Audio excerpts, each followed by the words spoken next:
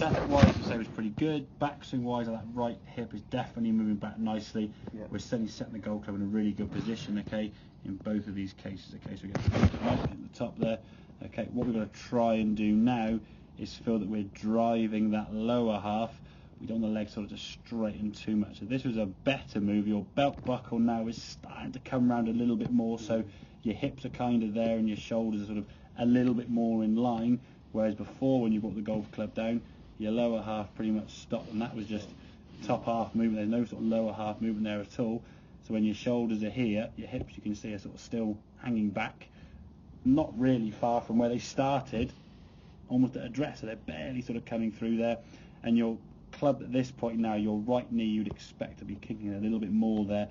It sort of just comes through. You finish the swing now and then, oh, okay, I'll just come and finish off at the end. Have like a bit of an afterthought. And it's, although we chuckle there and say it's late, we're only talking from, that's where your finish position is there when your right foot starts coming up at say 2.93.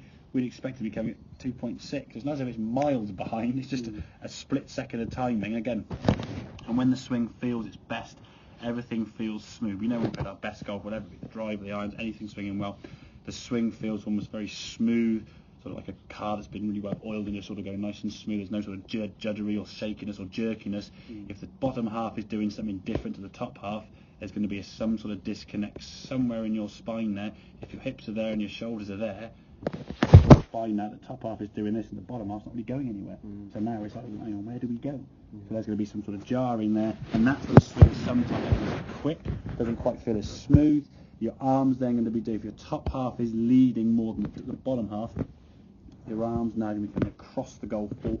You either cut it, slice it, or sort of fade off the right there, or hit a straight pull. So you've got a two-way miss depending on what your hands do, depending if the ball's above your feet, below your feet, into with different wind conditions, all the things that can come with that, okay. We got to try and get that lower half. And again, I would practice that motion there. We said sort of standing in a normal position there, club on your left foot and just rotate around that fixed point. If you did that twice a day, a couple of times brushing your teeth, that's going to be half an hour a week. That'll become such a natural move. You'll kind of feel more confident doing it. The first couple, if we're honest, you went, oh, way, wasn't got the balance then, so lost a bit of balance forward and backwards, and you go. Anytime we start losing balance, we're going to stop moving our lower half. That's just a common sense thing. We're sort of self-preserving, we want to stay upright. So if we're going to lose balance, well, okay, we'll just keep these locked and grounded and don't move. That's kind of the best way to do it, okay? So if we can get the lower half to get used to making that motion, the lower half and the top of the backswing lead. So backswing now is looking good. Shoulders lead on the way back, lower half follows, and now your lower half will be driving through. At this point now your hips will just stop, and there's a little bit delayed. If the hips could keep twisting there and going through, we get a little bit more sink back up into that golf swing. Everything's sort of rotating and twisting around there. Get a bit more functionally sound golf swing. So your bad shot then would be a bit more direct to target, not possibly a big pull left or a massive slice to the right. So, does that make sense? It does, yeah. Good.